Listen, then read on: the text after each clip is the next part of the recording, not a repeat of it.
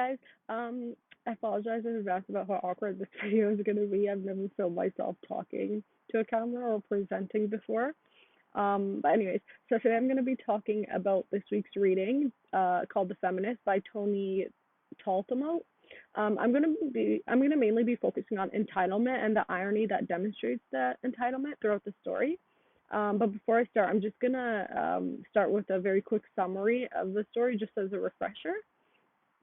So basically, it is about a man who calls himself a feminist and tells the reader about his struggles with his virginity and relationships with females. He went to an all-girls school when he was younger, which results in him having many female friends. He considers, again, he considers himself a feminist that respects all women, and he knows everything about feminism. So he says he's an ally to women. Uh, he grows up he grows up older and he grows older and finally loses his virginity at age 32 with an old high school friend that he once rejected. The man grows later. The man that after that relationship fails, the man grows old and sick, and later his entitlement goes from being subtle throughout the story to like very in your face. Reading the story was very cringy and uncomfortable for me.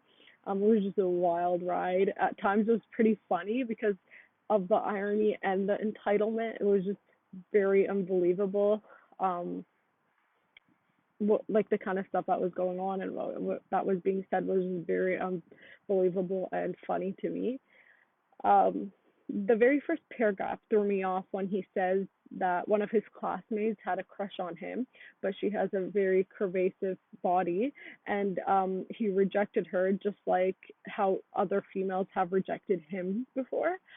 This sentence alone has so much wrong with it. He complains about females not liking him, but then once one does, he shuts her down just because other females have rejected him. It's like he's fighting fire with fire. Yeah, he complains about sex and females not wanting to provide um, that to him. He also claims that he's not attracted to her because she has a bigger body, which I found was really weird at the beginning. And then when I kept reading later on, when he was making his dating profile and he makes his bio, he contradicts himself because he said when he sets up his dating profile, he in his bio he says like feminist, whatever, and then he says all body types welcome with a big exclamation mark. I just found that funny because at the beginning of the story, he one of the reasons why he rejected this girl was because of her body.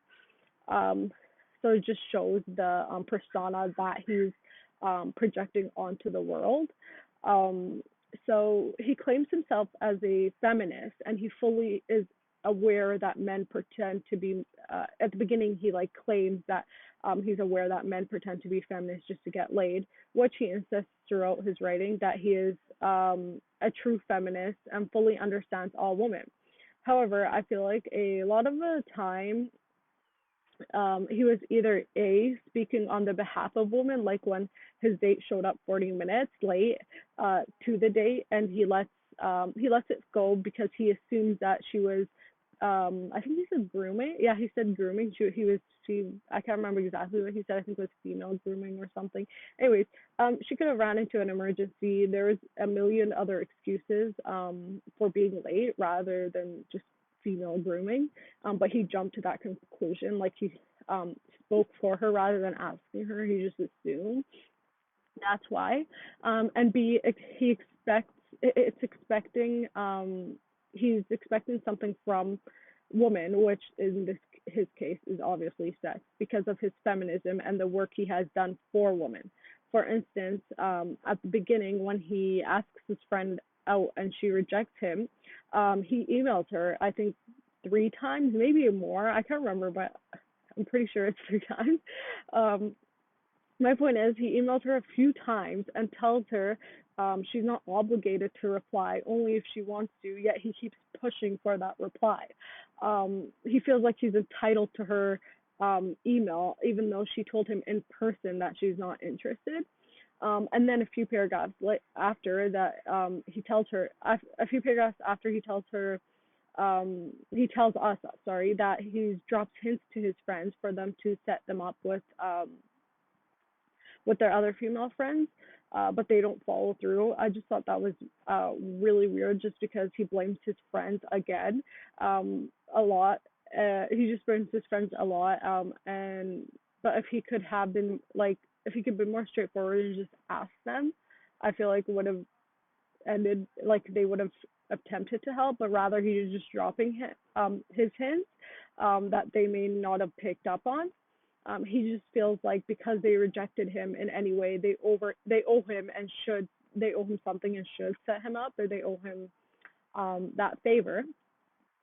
Another thing that really bothered me is the language he uses. Like, he kept saying that his friends will think he's a pussy. Then in the next sentence, he will claim that he has read every book on feminism, and he understands women so much, and he understands their struggle. And then he goes on to use that language. It just again shows that his inner works and his inner feelings, and then he portrays something else. To the readers. Uh, I think the ending is what, like at the beginning, this his entitlement was, compared to the ending, was very subtle. But I think the ending is when the entitlement was just very undeniable and very in your face. It was one thing after the other, from when he claimed that maintaining friendships with females cost them nothing but costs him endless triggering, to when he says that they liked having him around to benefit from his insight and generosity, but he does not benefit from them. That alone really bothered me. Um, this is literally the definition of what he was preaching earlier in the story, when he said men pretend to be feminists for sex. Although he refuses to see it, he literally expects his feminism to be rewarded by claiming that his female friends benefit from him, but he doesn't benefit from them. Then the whole email at the end was just a mess. It was very painful to read. Mainly, I'm going to read out this quote that was the worst. He says, "Me, I've done more than my part. I've combated misogyny both in the world and within myself. Donated monthly to Planned Parenthood, marched and canvassed and forwarded emails for women's rights. I'm commitment friendly, wealthy, and successful, not ugly. In fact, a solid 8 from the neck up and nipples down." Um, yeah, and then he goes down, and then he says, "This is why you are wrong. This is why you are wrong. That they haven't stolen from us. They've stolen our lives, our future, and the people in it." This is disgusting to read. The whole paragraph also alone can be used to show the entitlement that he feels towards women, sort of like, I did my part for you guys by being a feminist and standing up for you. So now, when are you guys going to reward me? Exactly like at the beginning of the story, when he said that men are pretend to be feminists just to get laid. He complains and blames women for the lack of sex he is having. Yeah, maybe it's because he's just very annoying and entitled. I thought he was very annoying throughout the whole entire story, and um, I don't blame the woman for not wanting to be with him.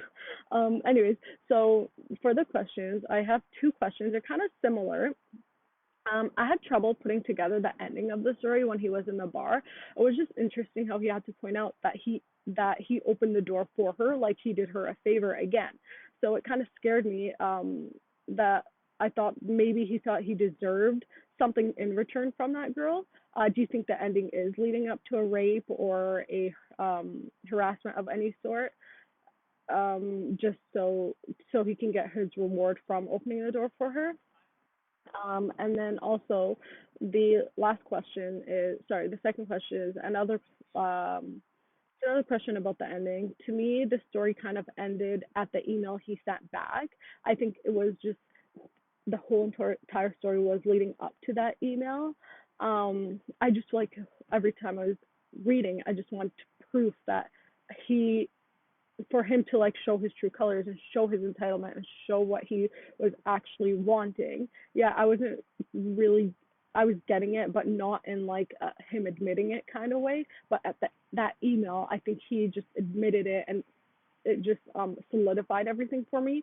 But then um the last paragraph kind of threw me off. So I was having a really hard time putting it together with this story. Do you think the last paragraph is necessary to the ending? Was it expected or was it even needed? Yeah, so that's my presentation. I hope you guys enjoyed. Thank you.